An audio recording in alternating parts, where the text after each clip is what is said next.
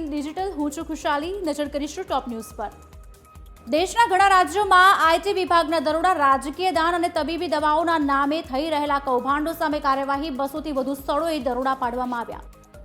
હરિયાણા, ગોવાના નવા રાજ્યપાલની નિમણૂક, કવિન્દર ગુપ્તાને લદ્દાખના લેફ્ટનન્ટ ગવર્નર તરીકે નિયુક્ત કરવામાં આવ્યા. આ નિમણૂકો તાત્કાલિક અસરથી અમલમાં આવશે.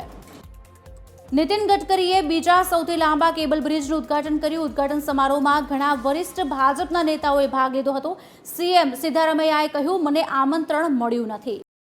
સુપ્રીમ કોર્ટે સોશિયલ મીડિયા પર ફેલાતા નફરતભર્યા ભાષણો પર ઊંડી ચિંતા વ્યક્ત કરી. કોર્ટે નફરતભર્યા ભાષણો સામે કડક કાર્યવાહી કરવાની વાત કરી, પરંતુ વાણી સ્વતંત્રતાને દબાવવાનું ટાળવાની સલાહ પણ આપી.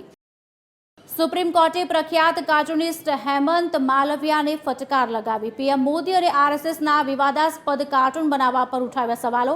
સુપ્રીમ કોર્ટે તેને અપરિપક્વ અને ઉશ્કેરણીજનક ગણાવ્યું. ધારાસભ્ય ચૈતર વસાવાની મુશ્કેલીમાં વધારો. કોર્ટે ચૈતર વસાવાની જામીન અરજી ફગાવી. લાફા કાંડમાં 5 જુલાઈથી જેલમાં છે ચૈતર વસાવા.